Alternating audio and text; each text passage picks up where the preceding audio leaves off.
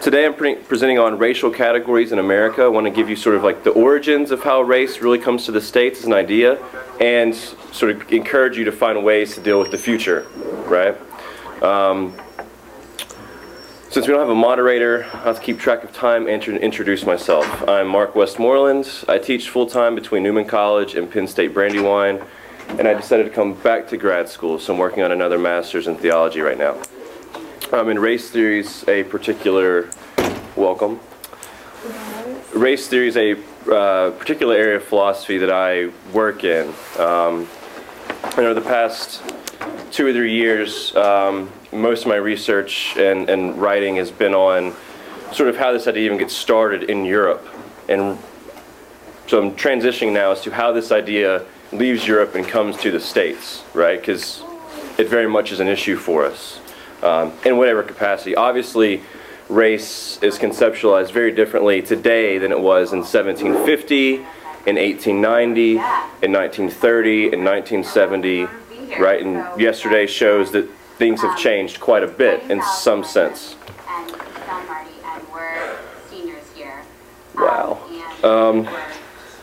All right. So the hot subject, we won't hear it. So the first part of the paper will give you one particular example of how someone can do race theory looking at a particular text. Right? So we're going to look at John Locke's 2 treatises, a political text highly influenced our American founders.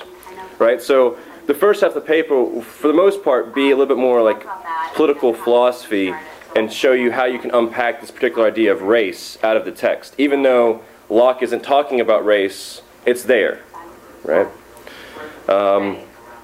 In the second half, I'll give you particular examples that you can go home with and think about or whatever. So my hope isn't so much that you memorize or you retain all the information I'm presenting you today. What I hope is that this is just more of an encouragement for you to go out, leave here today, and think about how race is an issue and how you can respond to it, right? All right. Any questions for me? Right? All right. So the history of the United States of America confronts us with at least 2 questions regarding race. One, how do we respond to the horrific events of the previous centuries? And how do we ensure that such atrocities do not occur again? Right? Clearly, we still see the effects of racialization even today. And by racialization, I mean the institutionalization of race. Right? I'm not actually talking about racism between individuals. I'm talking about how it's institutionalized. It's ingrained in the very institutions of society. Right? What's up, man? Today I want to make a few historical connections in order to provide a foundation upon which we can build solutions for ending racial oppression. Right? I want to offer in detail one example of how certain ideas bear great influence on us and how, within a particular text, issues of race may be at play. All right, so that's John Locke's 2 treatises. Knowing one's history, I think, is vital for the betterment of one's future. You can't really talk about ways in which you're going to deal with racism in America unless you know how the idea gets started, because you don't really know what you're talking about, right? You have to understand the history of this, and that's actually a different project than the one I'm presenting today, but that's in the background. So talking about how the past bears influence on us today, Hegel, when he's discussing world history, talks about, quote, "In our understanding of world history, we are concerned with history primarily as a record of the past, but we are just as fully concerned with the present," right? So today we're going to focus on the origins of the idea of race as they affect the U.S. And I put origins in plural because ideas usually disseminate in multiple fashions. It's not usually just one linear progression where something gets started.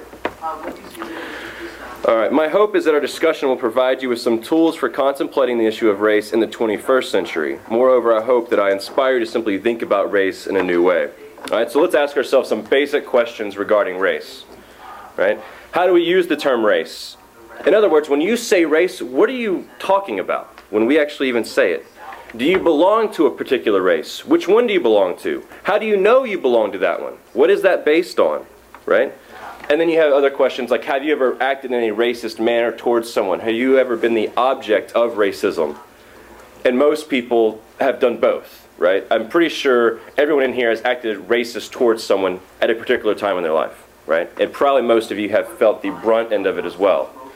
Now I want to keep in mind, you can go look at this on your own, there's a website called Ill Doctrine, and the guy on there does the video blogging stuff, and he has this one really good blog about racism, and you have to keep in mind what people do and say versus what they are.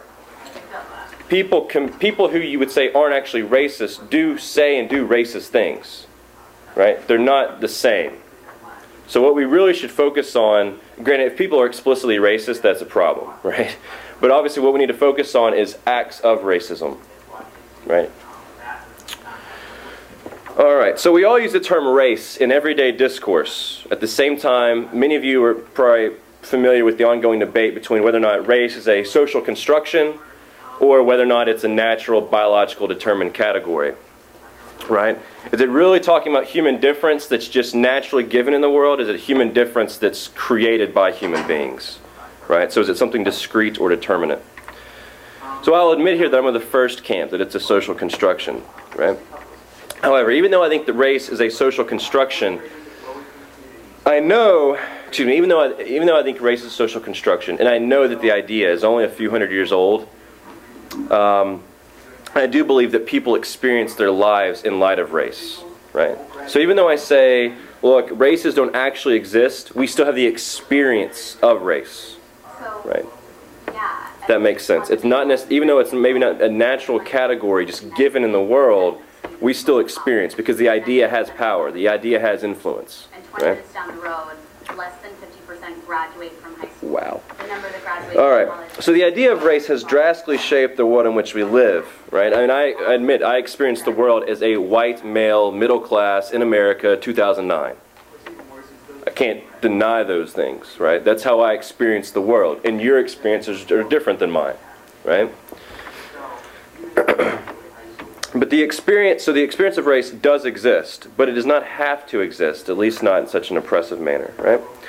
So I also want to note that I'm not arguing for color blindness. Dr. King himself argued against such attempts, right? Because instead of ignoring human difference, we really should embrace differences as a sort of point of departure from what we have in common, right? What we have in common is much stronger than actually our differences. And I think most people see that.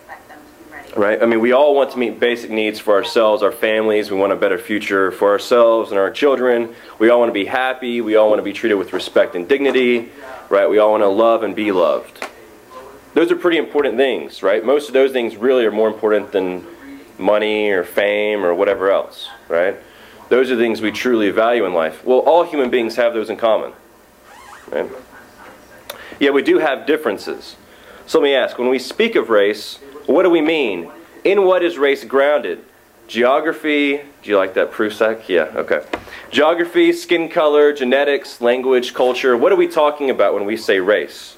So if I ask, what race do you belong to, and you tell me something, and I want to know how do you know that, you're going to either give me, reference to geography, or your skin color, or physical features, or genetics, or culture, or whatever, right?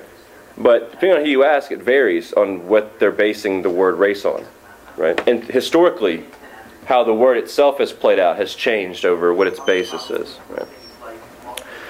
So those that think that race actually is a given category, that races actually do exist, you have to provide some ground for that. Right? Now with more time I would show why that's problematic, but that's elsewhere. But most people do think this way. Most people think that races exist and it's based on skin color, geography, or culture. Right? Ask any person on the street what they mean by race, and they'll probably give you some sort of biological difference. Right? But if you see human beings as a whole, you realize human beings are much more fluid. There's no box where all this group of people fit in here nicely, and then these people fit in here nicely, and these people fit in here nicely. Right? And obviously with racial mixing, in scare quotes, you see that's very problematic, right? Our president is a prime example of this. Right? All right.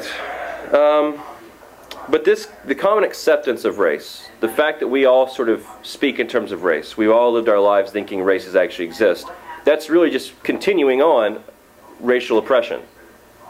And hopefully this will play out what I mean. Right, so I want to sort of provide a background as to why people are buying into race, and then give you several examples of racial discourse that took place in the early years of America. All right. The last thing I want to do, sort of introductory, is point out the relationship between power and knowledge, and this is coming from Michel Foucault's work. Power and knowledge are both produced by one another and are the productive force for one another. Right? So if you've heard, knowledge is power, well, also power is knowledge, right? And they impact one another. Our ideas aren't passive. Ideas are active. Ideas bear influence. They are powerful. They do construct the world in which we live, right? So discourse does not simply describe historical truths. It produces them. Right? Discourse does not simply describe historical truths. It produces them. All right, so racial contracts, and this, if you're familiar with feminist theory or race theory, Carol Pateman's The Sexual Contract shows how social contract theory is explicitly phallocentric, and she offers a feminist critique of this, and Charles Mills does the same thing with race. So how does the idea of race come to America? How do we understand its formation in the history of the United States? Right, I want to focus on John Locke, who actually is British, but he bore much influence on the founding of our country. So in the 17th and 18th centuries, many philosophers, including Locke, developed variations of social contract theory. Hobbes had his Leviathan, Locke's two treatises, Rousseau, the social contract, right? Variations of the theory attempt to describe the situation of a pre-political people who find themselves in this sort of state of nature and entering into a contract in order to establish civil society. Right? Because in the state of nature, as Locke and his predecessors highlight, human life's a struggle for power, for passion, and sometimes even bare survival. On a Tuesday night at right? 6 o'clock. For Locke, human beings are innately good, where you could say, and Hobbes, on the other hand, claims that the world is, and this is a quote, nasty, poor, brutish, and short. Right? One thinks human beings are sort of good, the other one thinks, hey, human beings kind of suck, right? But both say that there needs to be a government for some reason in order to secure a common good for all of us, right? So either way, civil society in theory should offer protection from the inconveniences of life within the state of nature and attempt to correct the ills found therein. It should be noted that in America, John Adams, Alexander Hamilton, Thomas Jefferson, particularly Jefferson, were all sympathetic to Locke's political ideas. Right? Locke argues that all human beings are equal. Right? However, some social contract theorists, Locke included, appear to promote European domination. Right? Furthermore, this promotion welcomes a racist agenda that champions the European colonization of certain peoples, such as the indigenous of America and Africa. So whether or not the idea of race existed a long time ago isn't really the concern here, right? So let's take Homeric Greece, for example. Although race is only a few hundred years old and originates by Europeans writing about it. But let's take Homeric Greece. Yes, the ancient Greeks had slaves. But it's not. All right. But most of their slaves actually were other Europeans, non-Greeks, right? So if you've seen the movie Gladiator, Maximus is a Spaniard, but he ends up being enslaved, right? And you look at the slaves that are fighting in the Colosseum, and most of them are European. I mean, there's exceptions, but most are European. Right? All around the world, people have enslaved their neighbors. That's not a strictly European thing. I mean, all over the world, people enslave neighbors. Right? And there's even a few countries today where slavery actually is still legal. Right? But the racism encountered in America, the racism encountered in America during our time does exist in close proximity to the slave trade. Right? With America, slavery took on a sort of racial aspect that did not exist previously. Right? So today, as Charles Mills writes, we live, quote, "We live in a world which has been foundationally shaped by the past 500 years by the realities of European domination and the gradual consolidation of global white supremacy." Right? Justification for horrific acts such as slavery has found its place in European anthropology and political philosophy, among other disciplines. Right? So far it sounds like I'm just saying, you know, white people suck, but that's not really what I want to say. I mean, ideas exist in particular times, locations, right? So we just need to see how these ideas develop. Because at the same time that slaves are being brought to America, there's also people committing slavery all over the African continent and all over South America, right? Slavery did not just occur in America, right? I mean, it occurs all over the world. It's not unique to us here, right? But it's certainly unique in the sense that it is racial, right? So Locke was well aware of the history of the idea of race and the use of racial categories being employed in slavery. He was familiar with this. So in the 16th century, before Locke, we see that European nations began to sort of speedily expand their horizons. Trade, travel, and colonization made the world drastically smaller. Right? Explorers came into contact with more diverse people groups, and they began to keep these travel journals. Right? So these travel journals became commonplace for the educated class, and particularly for those that were educated and traveled. Right? Locke was familiar with writings like this, particularly a guy named Francois Bernier, which Bernier is really the first one who used the word race in a modern context. Right? So the piece we get this from is from 1684. Right? 1684. That's pretty much how old the word race is that we use today in our modern context. 1684. A new division of the earth according to the species or races of men. So Bernier remarks that a new division has become manifest in terms of race, not geographical location. Right? So no more do we speak of human difference in terms of sort of nationalization or patriotism or whatever word you want to use. It's based in race. Right? Now, while practicing medicine in India, Bernier came to the conclusion that human beings did not exist as one race, but rather a multitude of species. Quote, I have remarked that there are 4 or 5 species or races of men in particular whose difference is so remarkable that it may be properly made use of as a foundation for a new division. Right? Because now people from all over the world had seen people from all over the world, and we said, hey, look, there's a lot of differences. People do look very different from one another.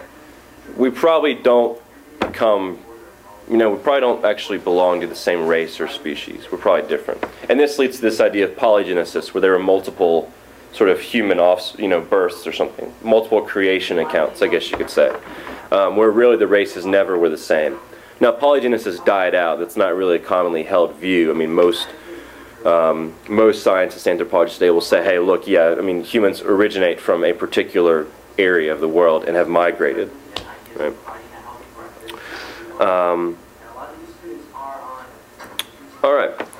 I also want to note, though, Bernier, when you read his work, he's trying to describe non-Europeans to Europeans. So he's not trying to be racist in an oppressive sense, but here's how he describes certain people. I'm just going to read these different quotes. So, we're going to look first, not at policy. Their hair is a species of wool that comes near to the hair of our dogs. They have little pig's eyes. They are very ugly and partaking much of the bear. They speak Turkey. So someone volunteer. What do all these have in common? We're most familiar with that program. Huh? Animal characteristics. Animal characteristics, exactly. Right? Are animals usually perceived as being less than human? Yes. So for Europeans to start describing these people as animals, you can see where this will lead to the idea that everyone else non-European is inferior. Right? When he's saying it, though, he's not trying to be offensive. He's just saying, hey, look, I've never seen a person who looks like X or Y or Z before, but I know what a bear looks like, and that person kind of reminds me of a bear. Right? I've never heard a language that sounds like that, but it kind of reminds me of how turkeys sound. Right? He's not trying to be offensive. He's just trying to describe these people the best he can. Right? But we can see how this gets carried on throughout history and really does become an offensive thing. Right? All right. Again, that's the first time the word race is used in a modern sense. Right? So despite his attempts for accuracy, Bernier failed to give a coherent definition of race, and he continued to use race and species interchangeably. Right? And this same inconsistency over race and species plays out in tons of the travel journals going around at that time. All right. So just to look at a few policy things. All right, so needless to say, Europeans have come into contact with people from the four corners of the globe. Locke was certainly no exception to this phenomenon, right? Both in his own reading and writing and both his own travels. He's very familiar with this stuff. He was no doubt aware of the various opinions of property and land use found in places outside of England. He found that across the world, people had already moved out of the state of nature and into civil society. But Locke understood America to be an exception. He says, quote, "There cannot be a clearer demonstration of anything than several nations of the Americans are of this, who are rich in land and poor in the comforts of life." Right? The two treatises is heavy with this discussion of land use and property. So let's unpack this. Locke explicitly emphasizes the right to property, which he defines as life, liberty, and estate. That should sound familiar to you, particularly when Jefferson's first draft said life, liberty, and estate.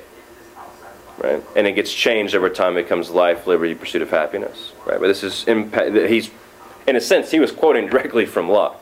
Right? This stuff is not removed at all from the founding of our country. So does that sound familiar? Well, it should. Right? The development of property, according to Locke, it unfolds in three stages. So in the first stage, you have the fruit of the earth, and then the earth itself, and then the development of capital. Right? So in his discussion of the first stage, Locke employs the Christian God from whom he says the world is created. One should recall the words of Carl Schmitt here, because Schmitt points out that all significant concepts of the modern theory of state are secularized theological concepts. And you see this in political rhetoric actually all the time. Right? Locke is no exception to Schmitt's critique there.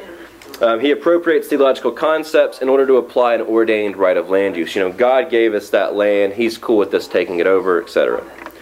According to Locke, God created the fruit of the earth, which are given to human beings. In this first stage, God also gives the animals. Therefore, Locke acknowledges the right to hunt, right, which will play a factor in the future.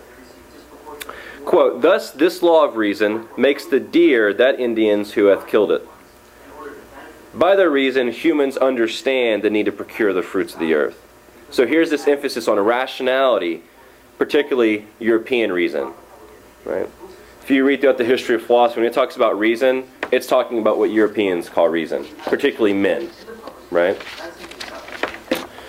Now in the second stage, God's not only providing the fruits of the earth, but the earth itself. Or at least this is what Locke says, right? So the earth becomes divided based on the distribution of labor, which, quote, puts the greatest part of value on land. So by their labor, individuals acquire and utilize property which was at one time public, shared among everybody, and it's made private. Right? So Locke believed that God intended for the earth to be cultivated. For, quote, "Nothing was made by God for man to spoil or destroy." Right? So cultivation brings about the conveniences of life for those who are guided by reason in their labor, those who are, quote, "industrious and rational." Right? So hopefully, if you're not following along, this will make sense in a sec. Right? So Locke is clearly neglecting the possibility of people working together and adopting this notion of communal ownership. Right? For Locke, the transition from gathering the fruit of land to cultivating the land itself is in accordance with the will of God. Therefore, a person needs no consent from others in the surrounding area. Right? One's claim to property is justified so long as that property is appropriated under the rubric of limitations of human reason. Alright, so what does this mean? Well, pretty much we can say that Locke did not see hunting ground. At the end of the day, Locke did not see hunting ground as a proper use of land. Right? And he thought much of America pretty much was being wasted. So perhaps we can say he was purposely distancing himself from his agrarian capitalist agenda from the communal societies of America. Right? He assumed that most of American soil was treated as hunting ground and not as farmlands. Now he may have been misled in this because Jared Diamond in Guns, Germs, and Steel sort of points out that people, particularly on the East Coast, did tons of farming, but whatever. But he says, look, since they're not farming, we can take over their land. Since the indigenous of North America don't farm properly like we do, we have the right to take their land because they're not really cultivating the earth how God ordained them to cultivate it. They're not using their reason and using the earth properly. So because they're neglecting what God ordained them to do, we can take it over. Right? And they justify colonization here. Or that's one way it's justified. And then you have money, right? I'm not going to worry about reading this paragraph. But money comes about because some goods spoil. Right? Fruit goes bad. But money doesn't. Right? So you just keep using money to replace goods that spoil. Now that's great and all, but many people around the world don't use money, or did not use money in this time, right? In the same sense that Europeans did. So it doesn't have the same value. But despite these attempts to regulate, inconveniences still occur in the state of nature, where this is pre-society. So a civil society must be formed in order to secure power and wealth. It's because of the inconveniences that people enter into this contract. Right? So people transfer their individual rights to the state, because the state can protect private property. Individuals can't. That's what Locke's saying. So when he talks about this contract, though, who do you think's participating in it? Well, we're talking about white men that own land. That's who it is. When Jefferson says, all people, we're all equal, when he says that we can say in value he's referring to everybody, but in fact he's referring to white men that own land. Right? And today we realize in value everyone is equal. But when he says those words, as a matter of fact, people aren't equal. Right? So, trying to transition, connecting the two treatises directly with the Declaration of Independence, Howard Zinn points out that the Declaration, like Locke's two treatises, talked about government and political rights, but ignored the existing inequalities in property. And how could people truly have equal rights with stark differences in wealth? And this remains an issue for American society, right? We still have class here, so however much we want to ignore it, class exists. Now, by emphasizing property as land, Locke sets a cornerstone for English colonization of America. So he writes, let them plant in some inland vacant places in America because the indigenous aren't farming, so you can take it over, right? According to Locke, since Native Americans did not see farming as a means to accumulate wealth, the colonialists were free to own and control land. Now, Jefferson pictured the Native Americans as living in a state of nature, and he claimed that colonialists had full right to land use if it was purchased as any other commodity would be purchased. Now, again, when I refer to money, unfortunately, the indigenous of America, and obviously I'm homogenizing people and I shouldn't, but the indigenous of America, they didn't really have this understanding of land ownership, or at least not the same way as the English. So when you say, oh, we want to buy this land from you, that doesn't really make sense, right? They don't have this concept of like owning the land. The land could not be owned by a particular human being. It was meant to be shared, right? And history plays this out, right? So if you're familiar with U.S. history, you know that Europeans sort of win at the end of the day, right? And you have the whole Trail of Tears, etc., right? So what about slavery? Locke's racism was not so systematic. It was rather implicit in the two treatises, hidden beneath this notion of property. So for the purpose of this paper, whether or not racism was explicit or implicit in colonization matters not so much as the realization that, as Jean-Paul Sartre points out, quote, racism was ingrained in actions, institutions, and in the nature of the colonialist methods of production and exchange. Racism was ingrained in the actions, institutions, and in the nature of colonialist methods of production and exchange. So can we say more about Locke's racism? I think we can. As a political philosopher, Locke argued against slavery, yet in his political life, we see several instances of explicit racism. Right? He was very much involved with the Atlantic slave trade. Such involvement took place in his own commercial investments and in his administrative roles in various commercial and political organizations. So here's some biographical stuff. From 1668, okay, let me back up. What else should I point out is Locke doesn't talk about race in the two treatises. right? He's not explicitly using the word or talking about it, but what the way he describes property and land use and, wealth being accumulated as an ordination by God is all in a rubric of Europeans, right? So he's not saying race, but his system only works if Europeans are in power. It's supporting European domination. Although he's not using the phrases, that's what's underlying there. That's what's implicit in his text, right? But let's look at his actual personal life. In 1668 to 1665, Locke was the secretary to the Lords Proprietors of Carolina. He was a member of the Council of Trade in the 1670s. Locke also served as secretary to Sir Anthony Ashley Cooper, the first Earl of Shaftesbury, who played a significant role in the southern colonies. Between 1696 and 1701, Locke was on the Board of Trade and Plantations. Now, I note all of those emphasize that Locke knew quite well about slavery in America. Right? He knew quite well about colonization, the slave trade, plantation life and economics, and the formation of colonial law. I would also suggest, if you're interested in this stuff, Locke knew of Bacon's Rebellion in Virginia in 1676, right? So you could go look that up. Now, Locke personally helped draft legislation that would lead to a racially oppressive society. Like others in his position, he felt that slavery was vital for the growth of the American colonies. For Locke, slavery took on a new shape, one based on race. Because previously, slavery was pretty much just people who had lost in battle, and you were appropriated as slaves. Right? Which means you became a slave because you chose to fight someone else. Not anything intrinsically about you being inferior, except you're inferior in the sense of you can't fight as well as the people who won, right? Now, so for Locke, slavery took a new shape, one based on race. The clearest example may be found in the fundamental constitutions of Carolina, and this is from like March 1669, I think. This is the Constitution of Carolina, which at that time was just one colony. This Constitution already provided the security of Carolinian political and economic growth. In this document, Locke writes, quote, "Every free man of Carolina shall have absolute power and authority over his Negro slaves." Free men are granted power and authority over whom? What kind of slaves? Negro slaves. Realize how this is playing out. Negro here equals slave. Slave equals Negro. This is the Constitution of Carolina. Right? This is a political document.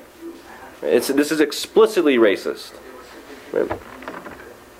So that Negro here definitely equals slave. Does slave always equal Negro? We'll leave that suspended for a moment and see how it plays out.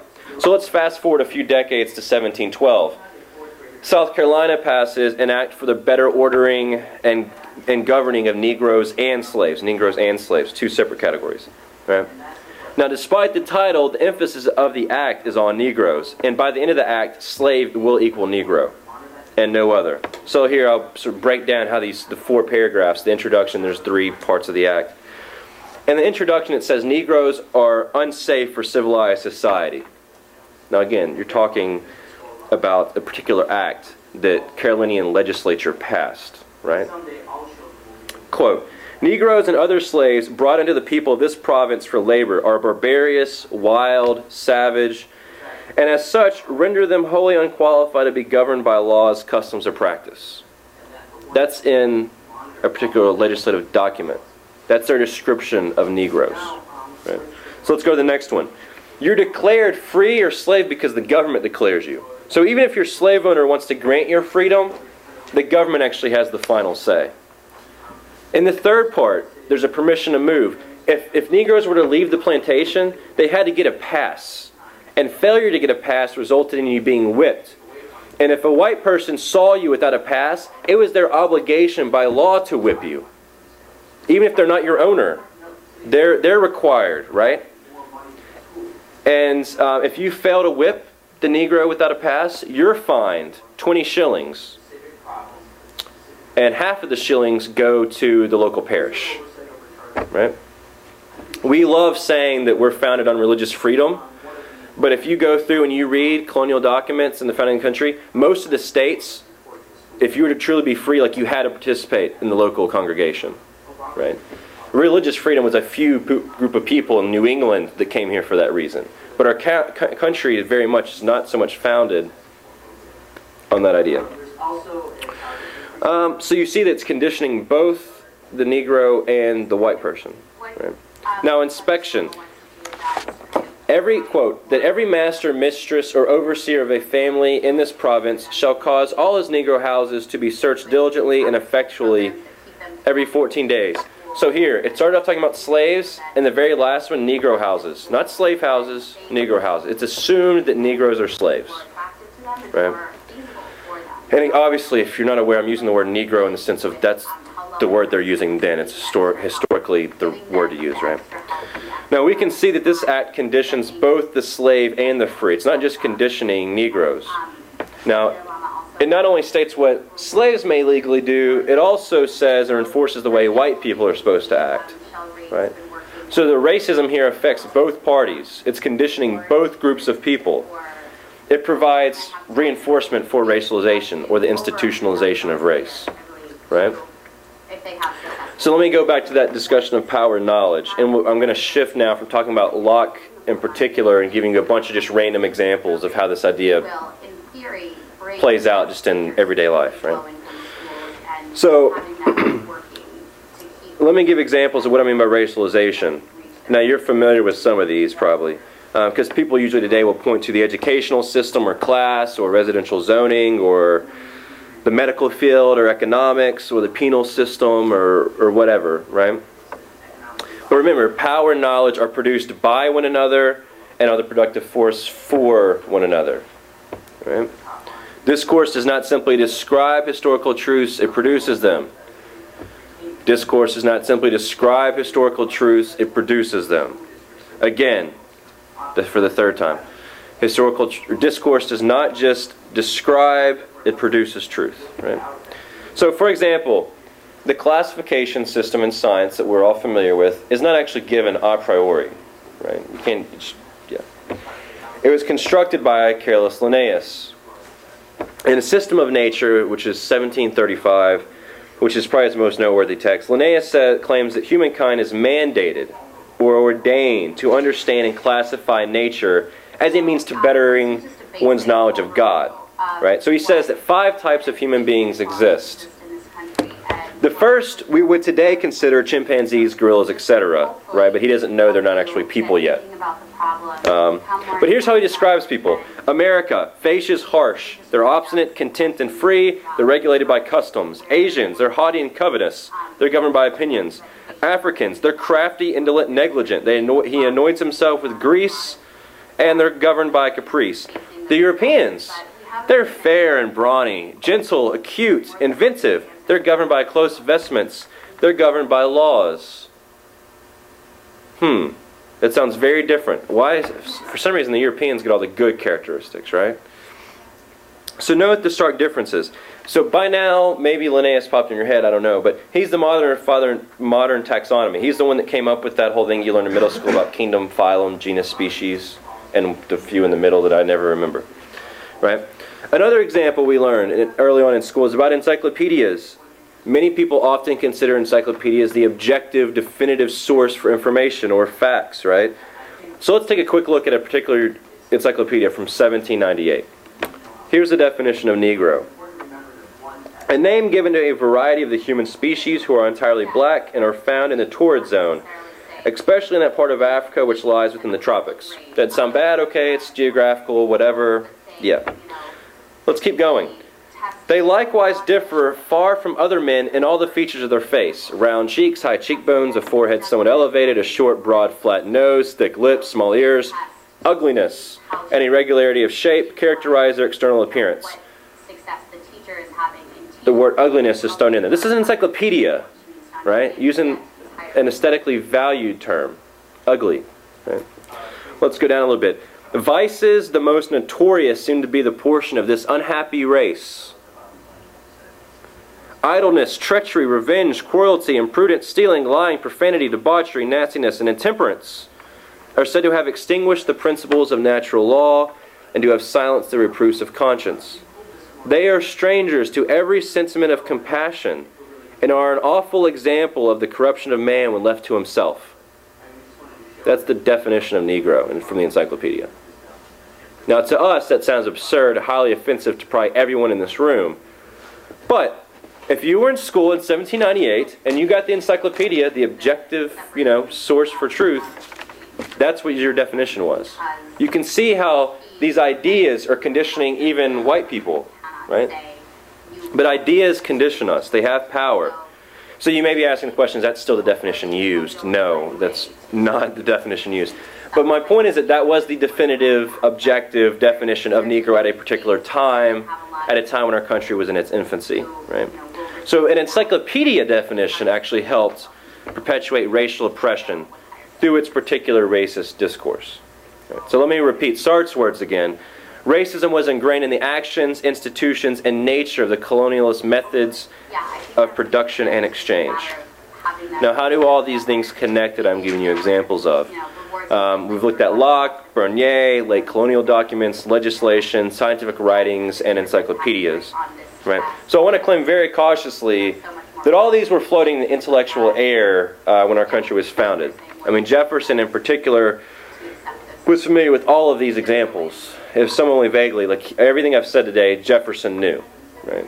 So this discourse on race is not removed from Jefferson whatsoever. Now, I'm not saying that Jefferson deliberately tried to connect all these points or these dots together, just that these were all prominent ideas during his time. I'm just using Jefferson as a particular example. So what did Jefferson actually say regarding race or slavery? Right? People tend to be familiar with stories of Jefferson and the slaves. We all know about that. Great. On one hand, he was a Virginia slave owner. On the other hand, he thought slavery was an abomination. Right? He knew that slavery would eat away at the moral fabric of America.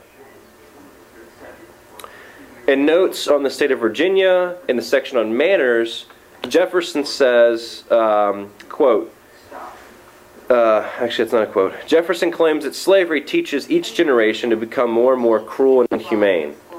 Yet he also admitted that he was unable to solve the slave problem. In the section on laws, Jefferson claims that if the slaves, and here slave equals Negro, were to be freed, then they would need to leave America. Quote, when freed, he is to be removed beyond the reach of mixture.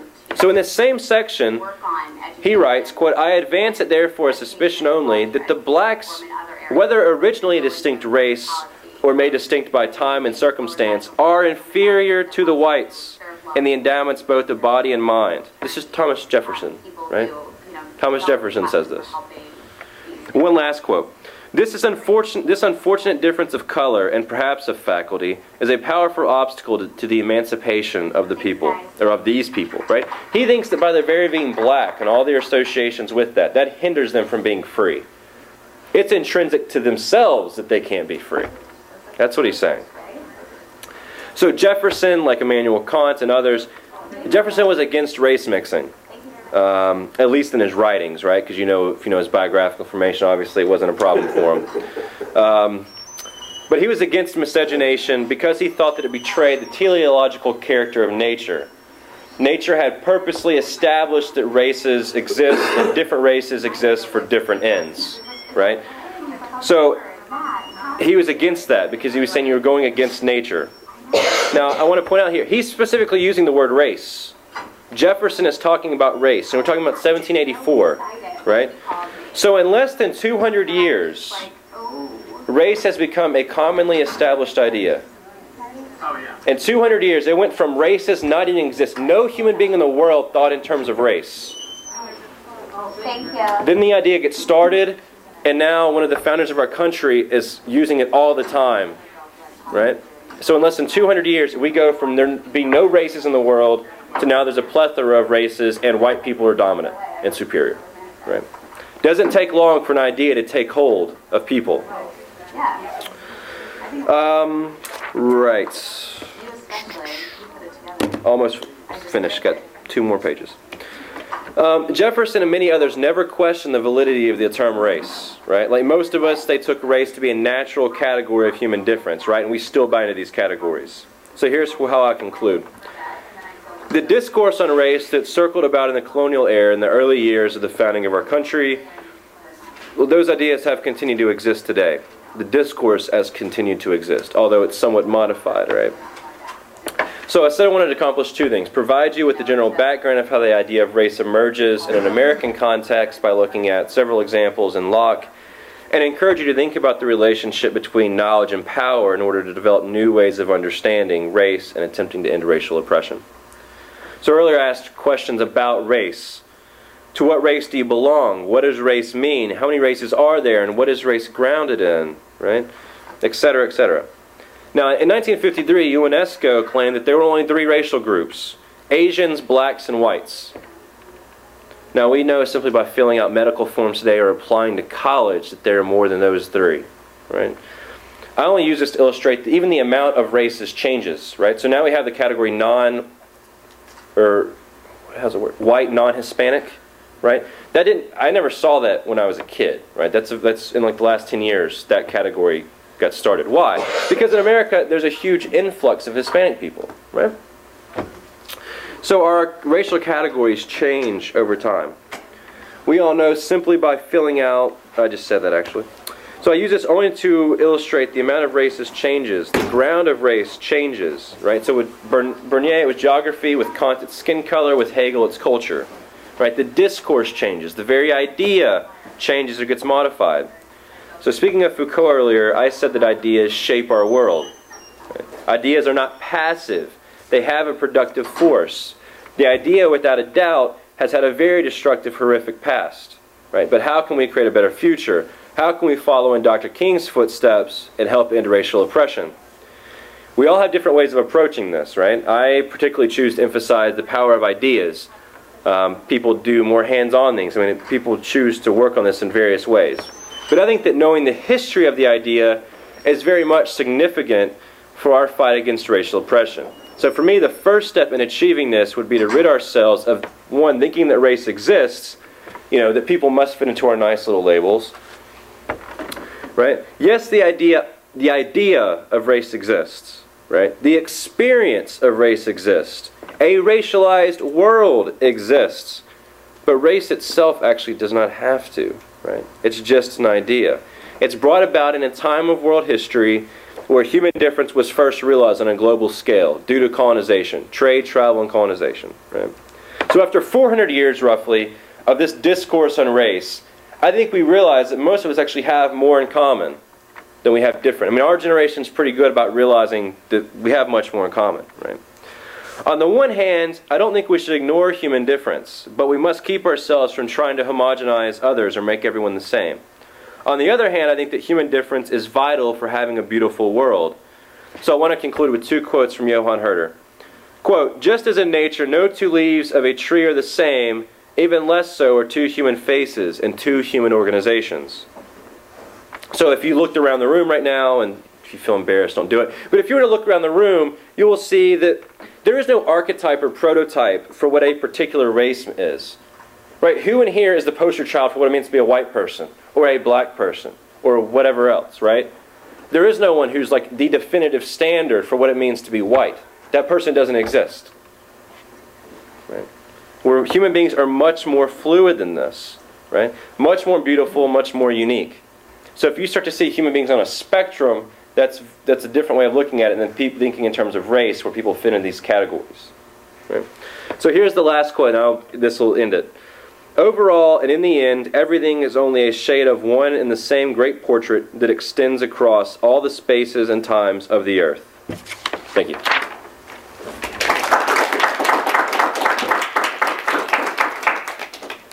And it's 12:19. So if anyone has questions, you can ask. Yeah. Yeah. When I first learned that there were blacks that owned slaves in South Carolina, I find it very difficult to believe.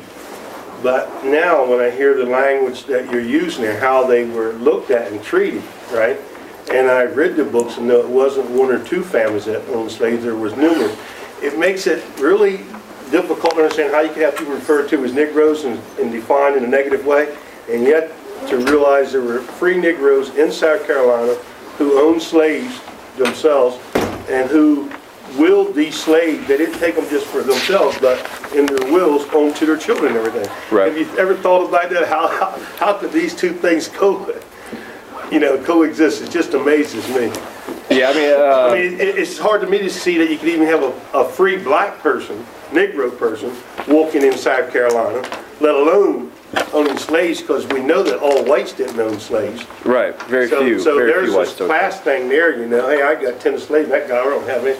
Just really amazing. I wish I could find more information how those two things, Thomas Jefferson, what he did himself and what he did political, that's not much different than the late senator died a couple of years ago. Everybody knows that. Oh, right. But this thing about actually owning slaves during that time, I could even understand American Indians owning slaves because they were different. You follow me?